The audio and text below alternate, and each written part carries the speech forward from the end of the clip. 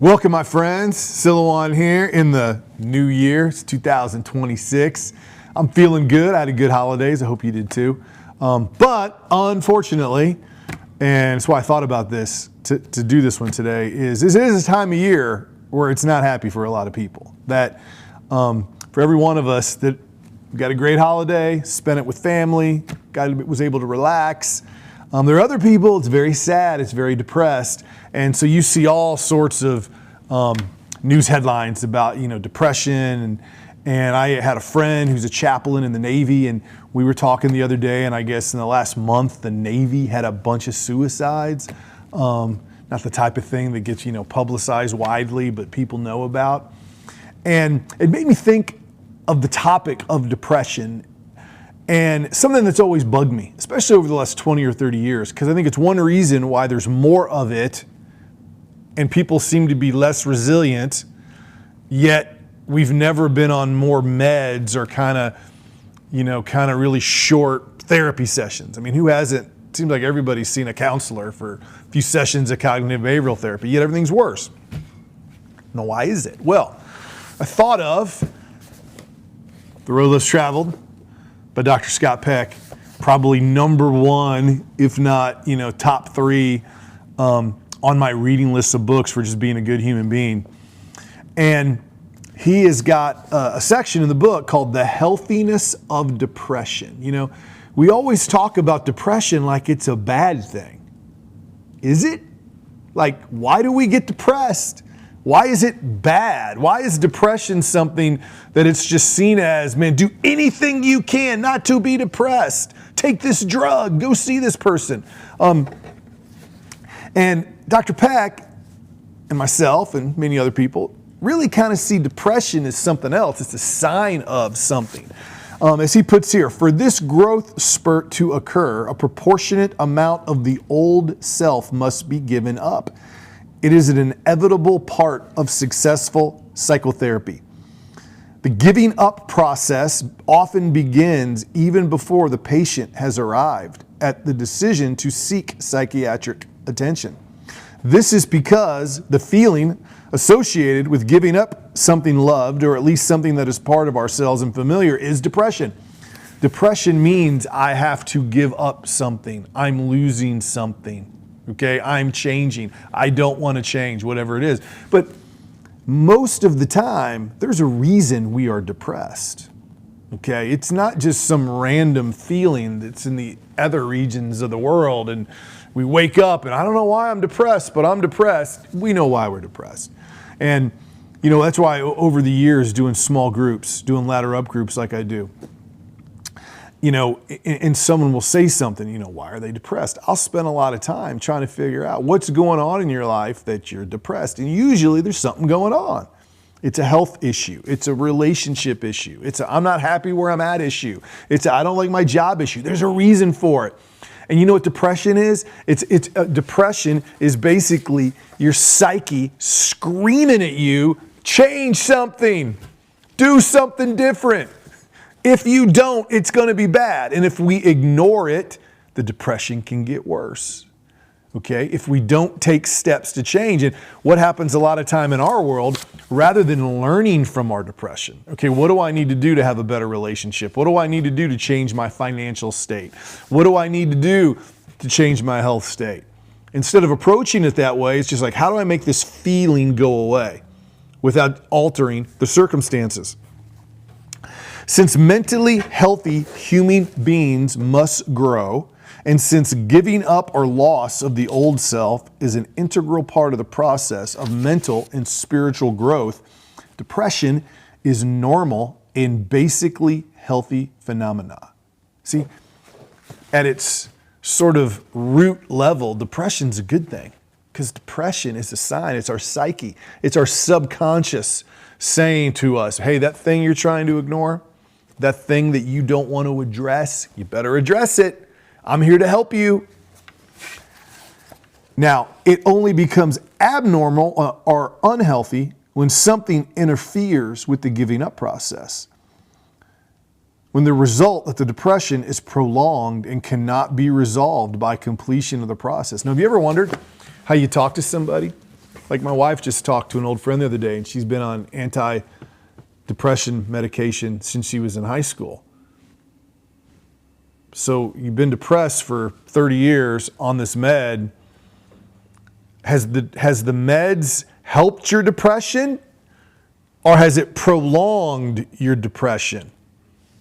I would argue the most likely case is it has prolonged the depression, because probably what happened is something you should have addressed when you were 18, you didn't. And then the longer you went masking it, the deeper it got buried into your psyche, and it just became part of who you are. And now it is so buried, you don't even know where to start to address it. And so you just keep piling things on top of it. And you know what happens, which is normal for people like that?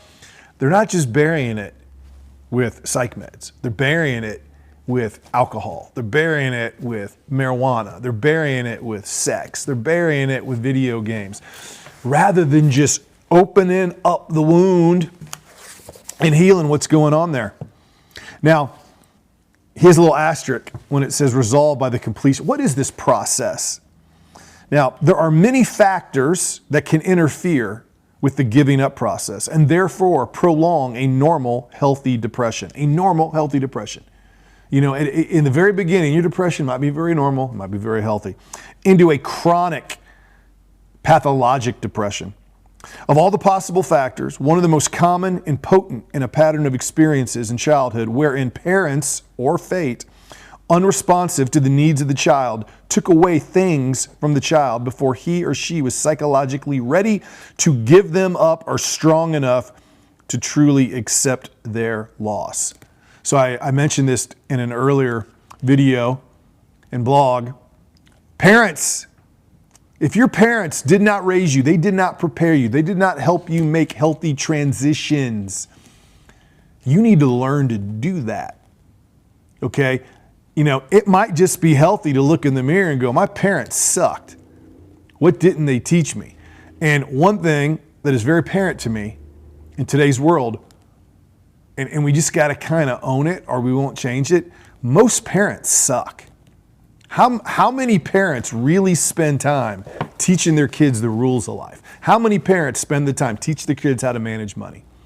Teach their kids how to be healthy? Teach their kids how to communicate and talk?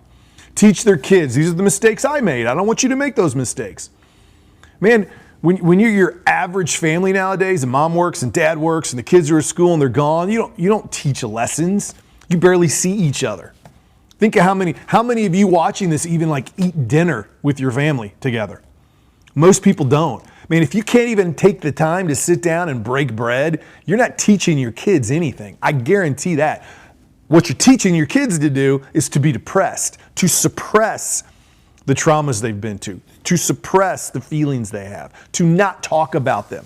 You're doing the opposite of what a healthy home does, which is teaches children to manage these changes in life.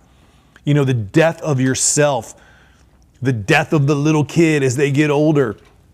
You know, going from junior high to high school, dealing with being bullied, dealing with the disappointment of not being an athlete, you know, dealing with the disappointment of being made fun of, dealing with all those things where you grow, where you learn not to be depressed, where you learn how to face things. Such a pattern of experience in childhood sensitizes the child to the experience of loss and creates a tendency far stronger than that found in more fortunate individuals to cling to things and seek to avoid. So what happens when you don't learn that from your parents, you do everything you can to avoid loss, which means you avoid growth, which means those things you start doing when you're 18 to avoid dealing with healthy reactions to loss, you just keep doing those things. For this reason, although pathologic depression involves some blockage in the giving up process, I believe there's a type of chronic neurotic depression that has as its central root a traumatic injury to the individual's basic capacity to give up anything. You know, I'm not going to get into PTSD and depression and other psychological conditions caused from trauma, but that really is what trauma is. Trauma is like a loss. You've lost something. You've lost a limb. You've lost a friend. Okay, you've been shot, you've lost your health. You know, I think the most traumatic thing to me about my jet crash in the Marine Corps is I lost my identity as a Marine. and I was not strong enough at that point to figure out, what do I do next?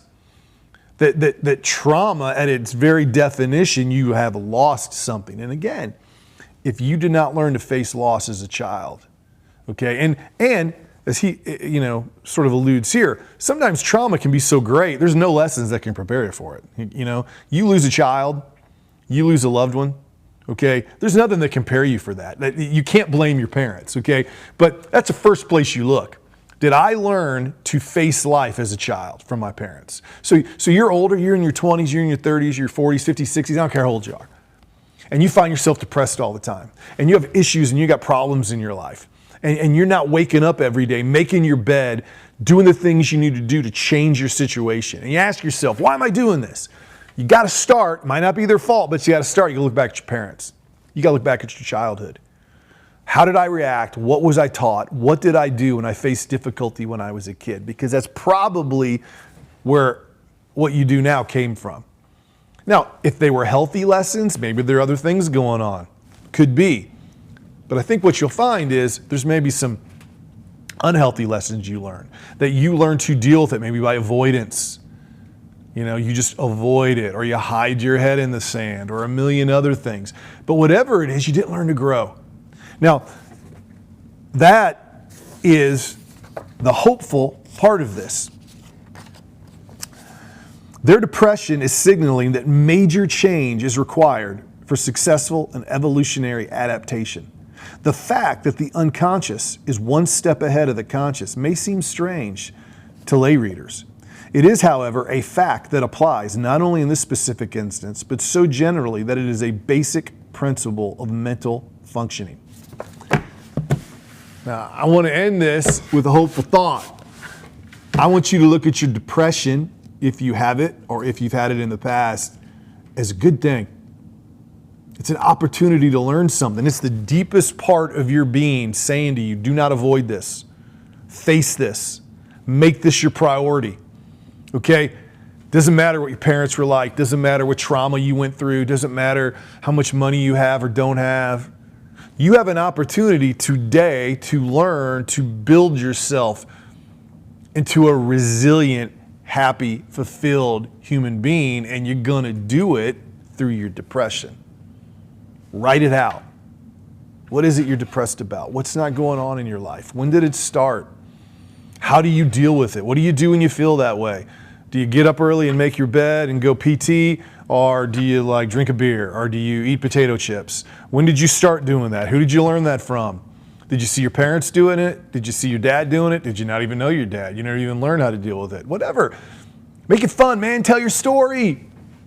And then this is how you find a good counselor, a good mentor, a good friend, a good pastor, any of those things which can help you get unstuck. Is their focus and is their motivation on to help you grow, to help you be better, to help you learn, okay? And that's life, man. That's all it is. That's what connection's about. That's what family's about. That's what friends should be about. Here's where I'm going through. Here's where I'm struggling. Here's how I react. Here's where it started. Now here's what I'm going to do to move forward, to get stronger, to get better, to get happier. So, on, January 3rd or 5th, I'm going blind, my 5 looked like a 3. On January 5th, how about that as a resolution for the new year? Before you make some big pronouncements, look at what's got you down. Look at how long you felt that way. Think back to where it began. Look at your habits for dealing with feeling that way, good or bad. Who'd you learn them from? Find somebody you trust, a friend, a mentor, a pastor, a counselor, I don't care. And see if they will help you learn from that and grow from that. Because by the way, sometimes if we could have done this on our own, we would have done it. And sometimes all we need to kind of break free and get unstuck is just to bounce it off another human being that's willing to be honest with us. And if you're not quite ready to do that, well, keep on tuning back. We will carry on with this subject in the next few of these. So until then, I'm Silouan. It's great to be with you. Share this with your friends. Hope this is the beginning of a great new year, and I am out. Peace.